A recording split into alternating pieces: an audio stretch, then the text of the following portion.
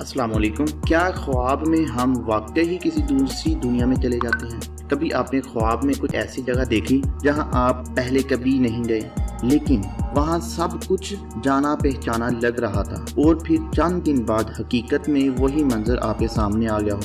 क्या ये इत्तेफाक है, या हम सोते हुए किसी पैरेलल दुनिया में दाखिल हो जाते हैं? आज आप सुनेंगे वो हकाइक जो साइंस छुपाती है और रूहानियत बताती है। माहिरीन कहते हैं कि नींद के दौरान दिमाग रैम यानी रैपिड आई मूवमेंट स्टेज में ये एक वर्चुअल दुनिया की तख्लीक करता है, लेकिन जदीद क्वांटम थ्योरीज के मुताबिक ख्वाब दरअसल पैरेलल रियलिटी से फ्रीक्वेंसी कनेक्शन होते हैं। यानी जब हम सोते हैं हमारी शऊरी लहरें एक दूसरी डायमेंशन में ट्यून हो जाती हैं। इसीलिए कुछ ख्वाब प्रीव्यू ऑफ फ्यूचर बन जाते हैं, यानी हमारे मुस्तकबिल का वो आईना बन जाते हैं।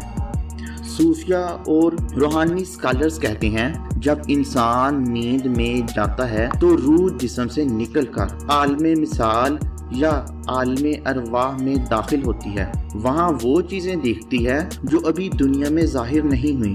इसीलिए कुछ ख्वाब पैगाम होते हैं और कुछ रूह की मुलाकातें होती हैं। नासा और हार्वर्ड यूनिवर्सिटी की चंद रिसर्चेस यानी स्टडीज में लिखा गया है कि कई अफराद ने ख्वाब में वो जगह देखी जहां वो बाद में हकीकत में भी पहुंचे। क्या ख्वाब मुस्तकबिल का कोई आईनादार होते हैं, या रूह वक्त से आगे देख सकती है? यही वो राज है जिस पर साइंस आज भी खामोश है।